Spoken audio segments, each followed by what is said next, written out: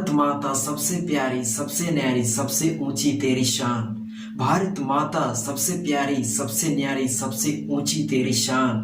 गणतंत्र दिवस पर शीश झुकाकर हम करते हैं तुझे प्रणाम। मैं आप सभी का गणतंत्र दिवस पर हार्दिक शुभकामनाएं देता हूं।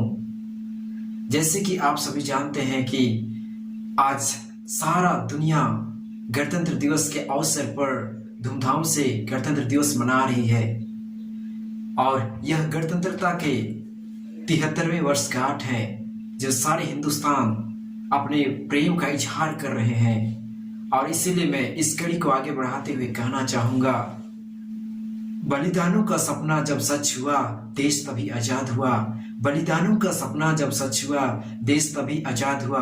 आज सलाम करें उन वीरों को जिनकी शहादत से यह भारत गणतंत्र हुआ, यह भारत गणतंत्र हुआ। गणतंत्रता का अर्थ होता है जनता के लिए जनता द्वारा शासन।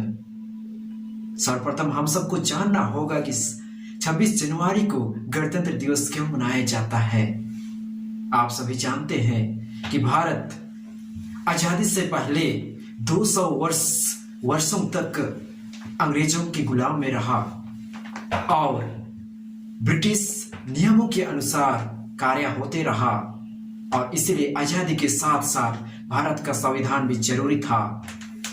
जैसे आप सभी जानते हैं कि भारत आबादी वाला देश है और इस देश को एक दिशा में सही रूप से आगे बढ़ाने के लिए अपने देश के पास नियम, कर्तव्य और अधिकार का होना जरूरी था, और इसलिए भारत का संविधान बना। मैं संक्षिप्त में इसके बारे में कहना चाहूंगा।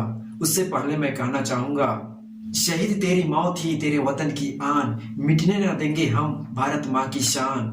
शहीद तेरी मौत ही तेरे वतन की आन, मिटने न देंगे हम भारत माँ की शान। खून का एक एक कतरा है तुझ पे कुर्बान, जान से भी प्यारा है हमारा हिंदुस्तान, हमारा हिंदुस्तान। सबसे पहले अंग्रेजी हुकूमत ने 1935 में भारतीयों के सामने एक नए एक्ट का ऐलान किया, जिसे भारतीय सरकार अधिनियम 1935 कहा जाता है। लेकिन भारतीयों को यह एक्ट पसंद नहीं आया और भारत में काफी क्लेश बढ़ गया। पंडित जवाहरलाल नेहरू ने इस एक्ट को बिना इंजन का मशीन कहकर संबोधित किया और इसका विरोध पूरा देश में हुआ। सन 1945 में तेज बहादुर शास्त्री ने एक संविधान का एक प्रारूप तैयार किया, लेकिन उस वक्त ब्रिटिश सरकार का द्वितीय विश्व युद्ध के कारण देश में खलबली मची हुई थी। फिर भी 14 जुलाई 1947 को नेहरू जी ने संविधान की बैठक में तिरंगा दिवस का ऐलान किया, जिसका सबों ने हृदय से समर्थन दिया। इसके बाद अंग्रेजों द्वारा हुई बातचीत के आधार पर अंग्रेज और भारत का विभाजन हो गया।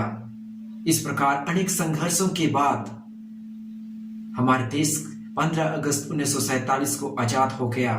देश तो आजाद हो चुका था, लेकिन देश को एक दिशा में सुचारू रूप से आगे बढ़ाने के लिए देश के पास संविधान अभी भी नहीं बना हुआ था। माना जाता है कि संविधान को तैयार करने के लिए 389 सदस्यों की भूमिका रही और संविधान का निर्माण कार्य भीमराव अंबेडकर को सौंप दिया गया। इसे लिखने में 2 वर्ष 11 महीने और 18 दिन लग गए। इस प्रकार 284 सदस्यों के हस्ताक्षर के बाद हमारे देश का संविधान 24 जनवरी 1950 को तैयार हुआ और इसे 26 जनवरी 1950 को पूरे देश में लागू किया गया, जिसे हम प्रति वर्ष गणतंत्रता दिवस के रूप में मनाते हैं। इसलिए मैं कहना चाहूंगा, देश सलामी इस तिरंगे को जिसमें तेरी शान है, देश सलामी इस तिरंगे को जिसमें तेरी शान है। फहराना हमेशा ऊंचा इसको जब तक तुझमें जान है, जब तक तुझमें जान है। इसी दिन हम स्वचलित हुए, गणतंत्र हुए और शाम सुनहरी हुई। इस प्रकार हमारे पूर्वजों की संघर्ष, उनकी मेहनत व हमारे संविधान की सुसज्जितता और प्रत्यक्षता ने हमें और हमारे भारत को विश्व का सबसे बड़ा गणतंत्र व लोकतंत्र होने का गौरव प्रदान किया। साथियों, यह हमें देश प्रेम की भावना से सराबोर कराती है। यह हमें हमारे पूर्वजों और उनके संघर्षों को याद दिलाती है। यह हमें अपने ही कर्तव्यों को याद दिलाती है और हमें प्रेरणा देती है कि हम यूं ही विविधता में एकता और अखंडता को बनाए रखें, जिसके लिए दुनिया भारत को सलाम करती है। इसलिए आइए अब हम जाति, धर्म और समुदाय को एक तरफ रख करके भारत को एक नई पहचान दे और हमारे भारत को सफलता की बूंदों की उड़ान दे। इसी में मैं जोड़ना चाहूंगा, शोले भी सर्द होंगे, हौसलों में फिर से उड़ान होगा। शोले भी सर्द होंगे, हौसलों में फिर से उड़ान होगा।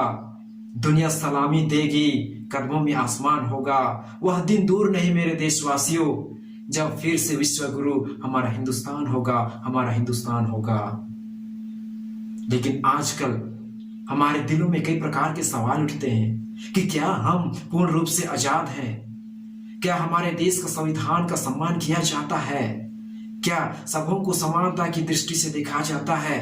क्या हमारे देश के नेता ईमानदारी से अपना कर्तव्य निभा रहे हैं? क्या देश में छुआछूत, भेदभाव की भावना अभी भी जारी है? इस प्रकार के अनेकों सवाल उठ सकते हैं, लेकिन क्या हमारे पास इसका जवाब है? दोस्तों, हमें याद रखने की बात है कि यह भारत एक कर्म भूमि है, जिसे आजाद कराने के लिए कई वीरों ने अपनी जान गंवाई है और आज भी इसकी रक्षा के लिए अपनी जान गंवा रहे हैं। फर्क पड़ता क्या है? फर्क सिर्फ इतना है कि उस समय हमें हमारे देश को अंग्रेजों से आजाद कराना था, लेकिन आज हमें हमारे देश को बेरोजगारी, भूखमरी, आतंकवादी, भ्रष्टाचार और बलात्कारी जैसे अन्य अत्याचारों से हमें बचाना है। इन सब चीजों से बचाने के लिए हम सबको एक होना होगा और तभी हम सही मायने में राष्ट्रीय चरित्र का निर्माण करने में संभव हो पाएंगे। राष्ट्र चरित्र का निर्माण किसी एक व्यक्ति के चरित्र का निर्माण नहीं है, अपितु संपूर्ण राष्ट्र में निवास करने वाले प्रत्येक सदस्य के चरित्र का निर्माण है। लेकिन कुछ लोग हैं जो इस निर्माण में बाधक बने हुए हैं।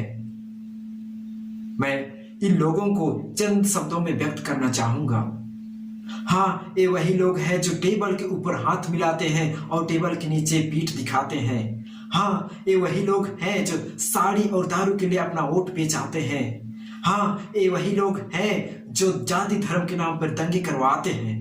हाँ, ये वही लोग हैं जो आतंकवादियों को घुसने के लिए रास्ता दिखाते हैं। हाँ, ये वही लोग हैं जो अकेली लड़की को देखकर मौका बताते हैं, जिम्मेदारी नहीं। इन सबको खत्म करने के लिए हम सबको एक होना होगा।